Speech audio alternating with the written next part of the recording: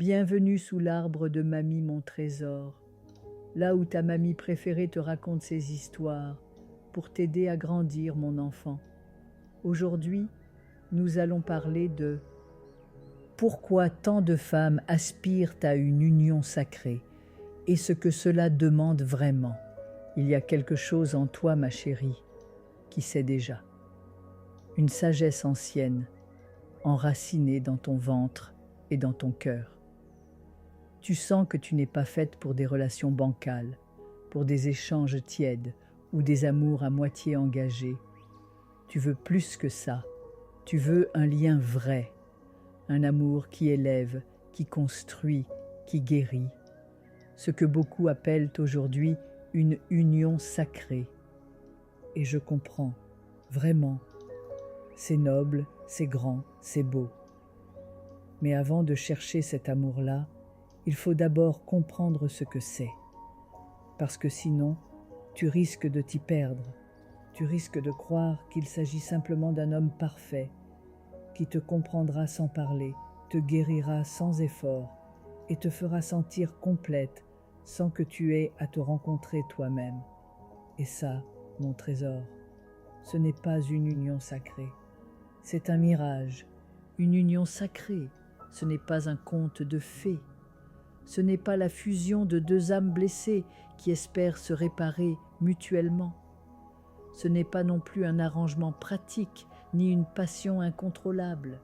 C'est une danse où chacun apprend à donner et à recevoir, où l'un soutient pendant que l'autre crée, où l'on s'élève ensemble sans se perdre. C'est un partenariat où l'on choisit d'être là chaque jour, même quand c'est difficile, surtout quand c'est difficile. Et tu vois, l'erreur que font beaucoup de femmes aujourd'hui, c'est de croire qu'elles doivent attirer cet homme sacré en devenant parfaites, en maîtrisant leur énergie, leur polarité, leur séduction, leur discours. Mais une union sacrée ne se manifeste pas.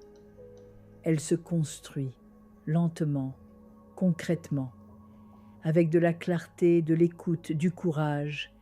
Elle commence par soi, par ce que tu es prête à offrir et par ce que tu refuses de sacrifier pour plaire. Parce qu'on ne peut pas accueillir un homme aligné si l'on se trahit pour le rencontrer. Et on ne peut pas construire un vrai nous si le je est bancal. Voilà pourquoi je te parle aujourd'hui non pas de comment trouver cet homme, mais de pourquoi tu veux tant le rencontrer. Est-ce par peur de la solitude, par envie d'être sauvé, ou parce que tu sens en toi l'élan profond de créer un foyer d'âme à deux, pas pour fuir, mais pour bâtir, pas pour combler un vide, mais pour partager le trop-plein. Et c'est là que commence le vrai chemin. Un chemin qui demande que tu prennes ta place, sans la minimiser, que tu assumes ta lumière, sans la rabaisser, que tu sois prête à dire ce que tu veux et ce que tu ne veux plus jamais. Parce qu'une union sacrée, ma chérie, n'est pas un miracle, c'est une œuvre co-créée par deux êtres responsables, lucides, tendres, unis non pas dans leurs blessures, mais dans leur engagement à ne pas s'y noyer.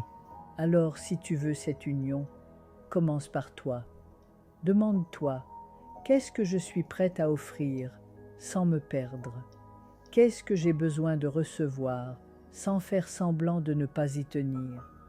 Et surtout, suis-je claire sur ce que j'attends de la relation, ou est-ce encore flou? Parce que la clarté, mon cœur, c'est ce qui rend l'amour possible.